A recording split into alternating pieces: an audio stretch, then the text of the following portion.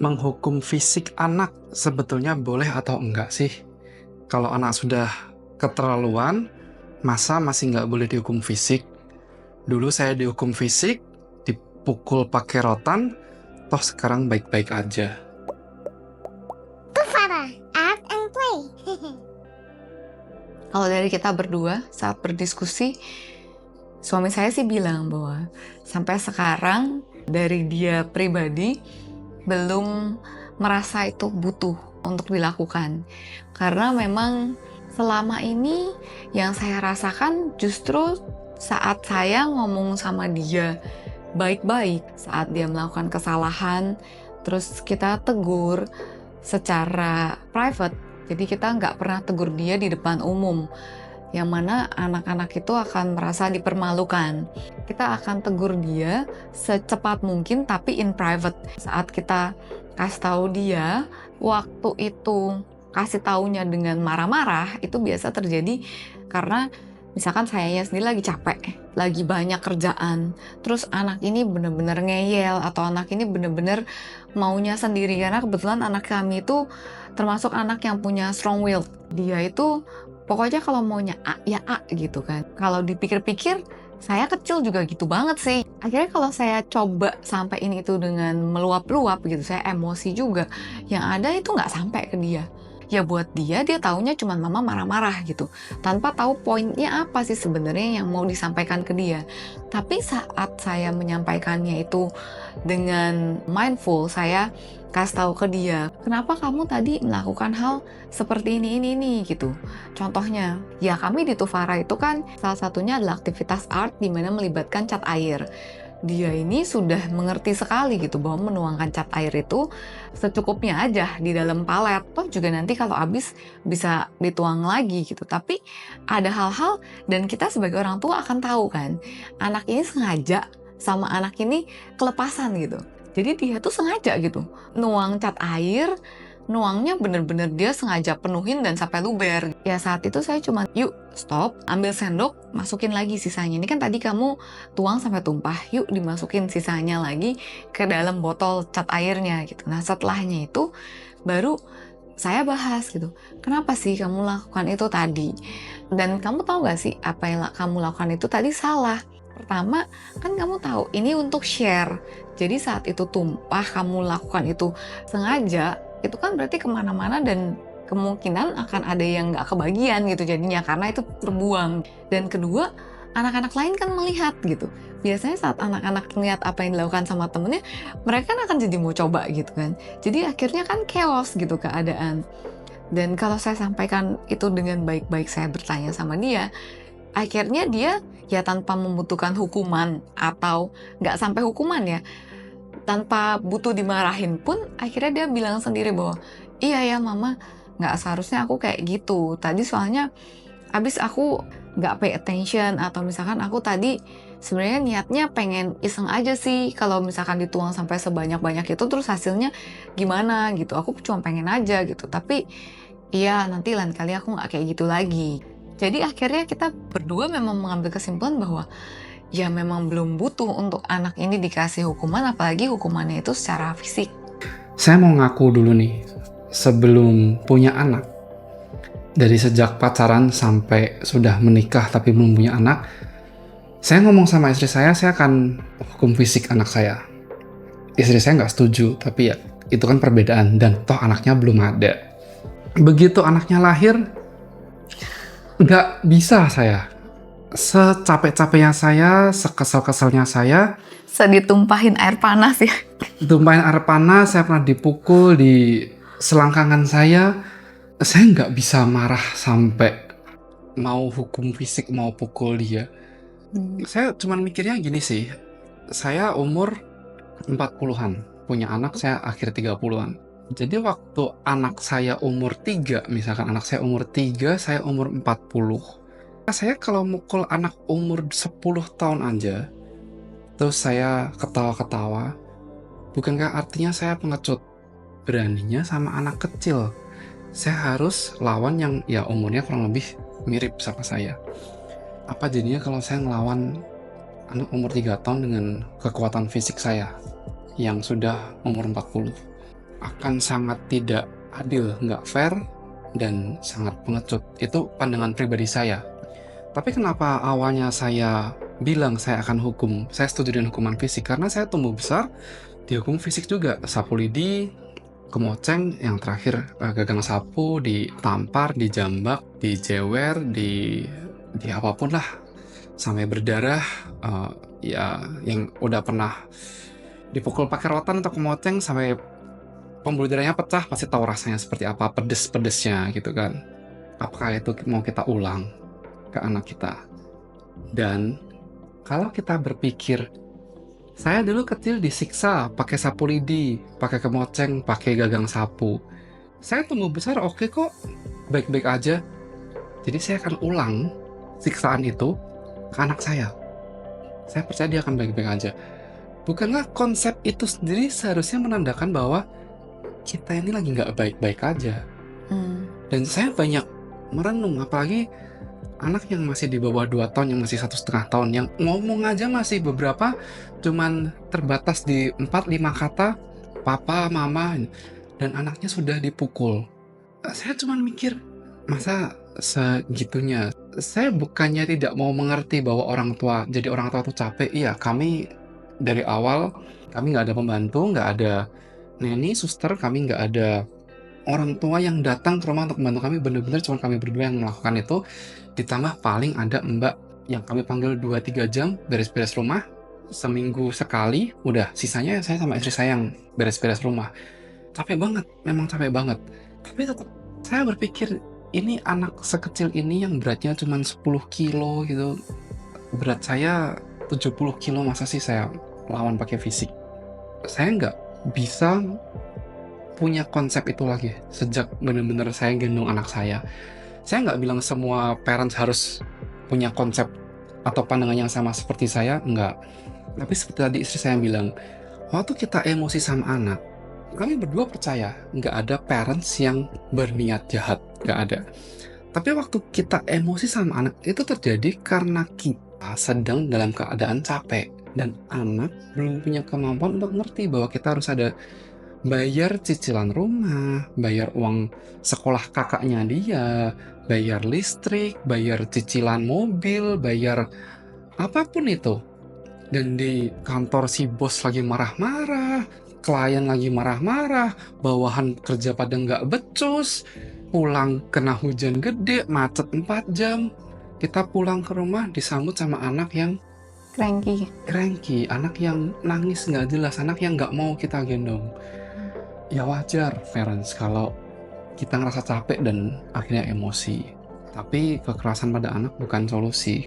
Kalau saya kerja di kantor, saya umur 40, saya kerja di kantor, saya kesel sama bawahan saya yang mungkin usianya juga umur 40 tahun. Saya pukul, saya bisa dipidanakan, saya akan terkena hukum pidana. Kalau saya pukul OB atau tukang parkir di depan yang umurnya mungkin masih 20-an, saya pukul, kesel, kamu kerja nggak becus, emang kerjanya nggak becus gitu, emang nggak bersih, emang ngaturin mobil nggak bener, terus saya pukul, saya juga akan kena hukum pidana.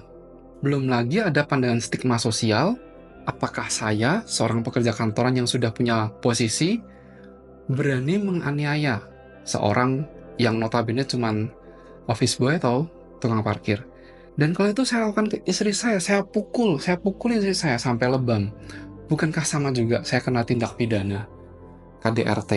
Kenapa waktu kita memukul anak kita, malah kita anggap itu sesuatu yang perlu dilakukan untuk mendidik anak? Bukankah seharusnya ada yang kurang pas ya di pandangan tersebut? Ada juga yang sempat bilang kalau pukulnya ya nggak apa-apa, pukul aja di tempat yang empuk, toh juga nggak menimbulkan luka. Tapi kan luka itu nggak hanya fisik. Sebenarnya sama aja kan, misalkan saya pukul si tukang parkir itu di tempat yang empuk, apakah tukang parkirnya juga terus, aduh si bos, saya dipukul di pantat gitu? Nggak, jadi saya nggak luka deh. Ya enggak, tindak pidana kan tetap berlaku kan, entah kita pukul di pipi, di perut, ataupun di pantat. Hanya karena pantat itu empuk bukan berarti jadi sasaran pukulan. Ini pertanyaan saya di luar skenario.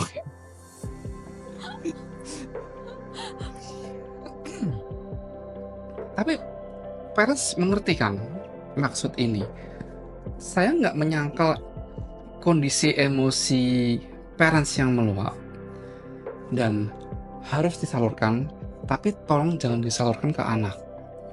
Tolong jangan jadikan anak sansak kita. Dan buat beberapa parents yang berjuang harus melalui terapi, melalui kalender, melalui IVF untuk punya anak. Dan saya tahu ada beberapa parents yang sampai belasan tahun nggak punya anak, akhirnya juga melakukan KDRT pada anak. Anak akan tumbuh menjadi pribadi yang bingung, karena di satu sisi orang tuanya bilang, papa mama itu berdoa loh, papa mama berusaha, papa mama ke banyak dokter, melakukan terapi ini itu, sampai keluar kota, keluar negeri, baru dapat kamu, makanya papa mama bersyukur banget sama kamu. Kamu anugerah terbesar dalam hidup papa mama. Di sisi lain, anaknya dipukul, dikata-katain, anaknya kan bingung.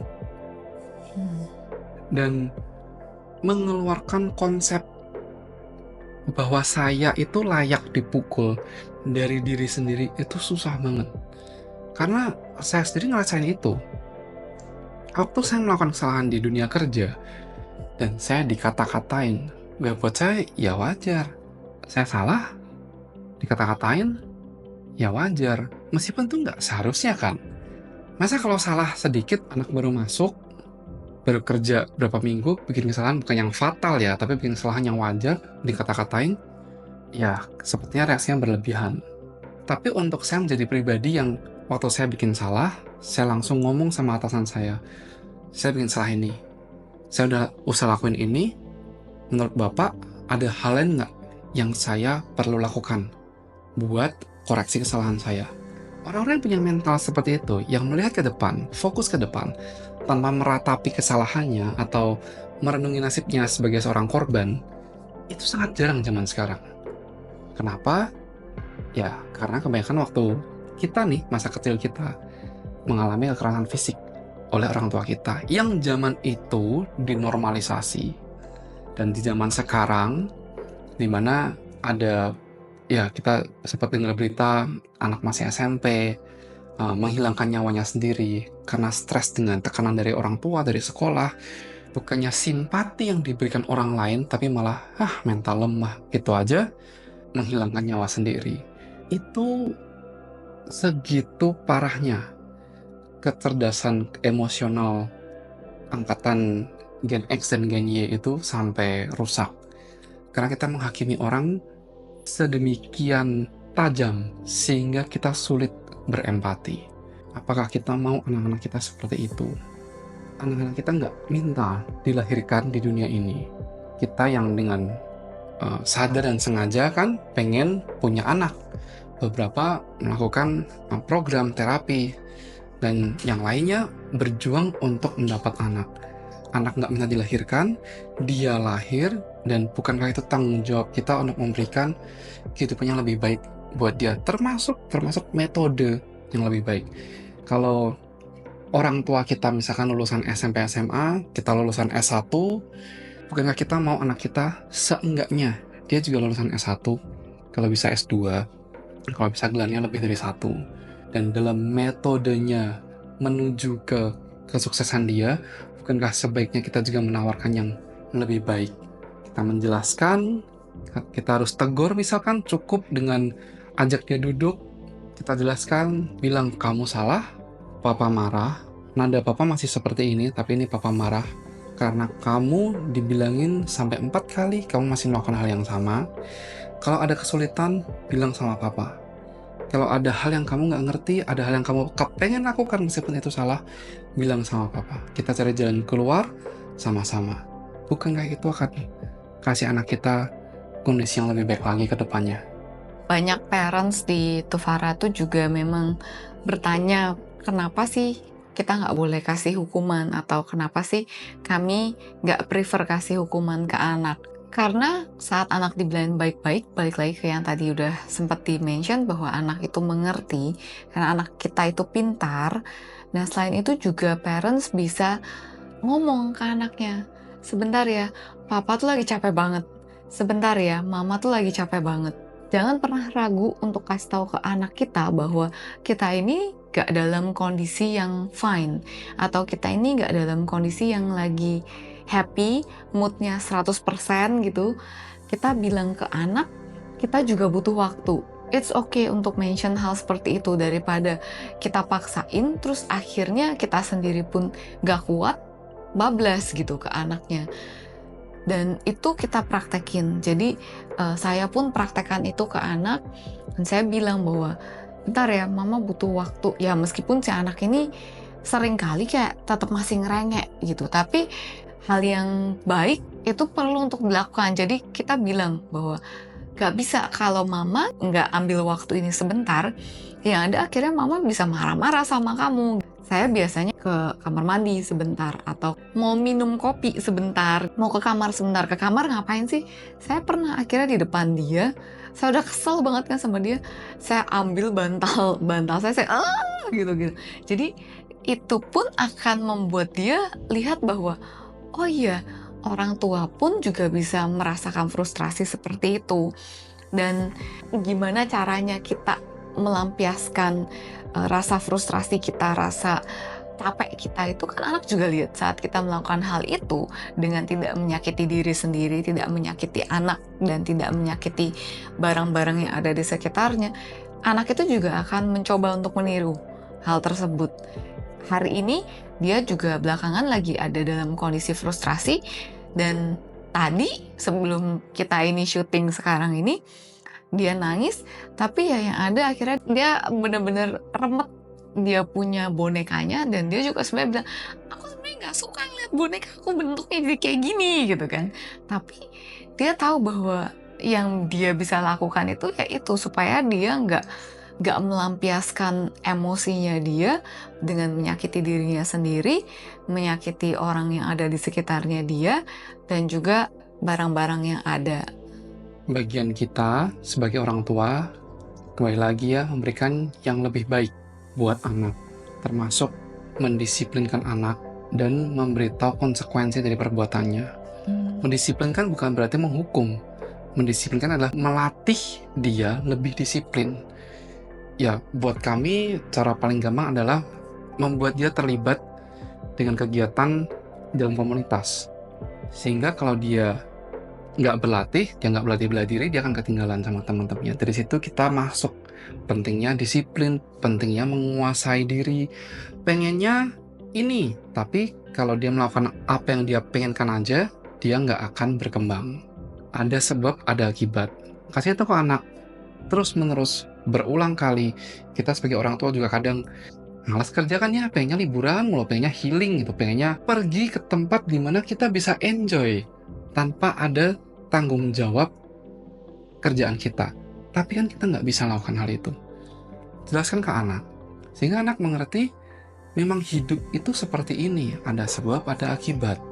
Dan kalau suatu saat mereka lagi nggak sama kita, dan mereka melakukan kesalahan, terus mereka menanggung konsekuensinya, mereka akan connect bahwa omongan orang tuanya itu benar, tanpa kita harus capek-capek menghukum mereka. Kredibilitas kita sebagai orang tua akan kebangun saat mereka belajar dari dalam diri sendiri, dari pengalaman sendiri, bahwa omongan orang tuanya itu benar. Ternyata papa mama benar, tanpa kita harus menghukum. Parents yang pernah saat usia remaja nyontek, ketahuan ngerokok, ketahuan Bolos sekolah. terus dimarahin sama orang tua kita, bukankah kita akan tetap melakukannya lagi, tapi dengan lebih rapi, dengan sembunyi-sembunyi? Hukuman gak membuat anak kapok. Hukuman membuat anak melihat kita bukan safe place-nya. Mereka akan tetap melakukan hal yang sama, dan akal mereka akan terlatih untuk lebih sembunyi-sembunyi dari kita. Dan kami berharap parents gak ada yang melakukan hal tersebut ke anak-anak parents, sehingga anak parents tetap melihat parents semua sebagai safe place. Thank you sudah menonton. Ingat ya, you got this. Semangat ya. See you next time.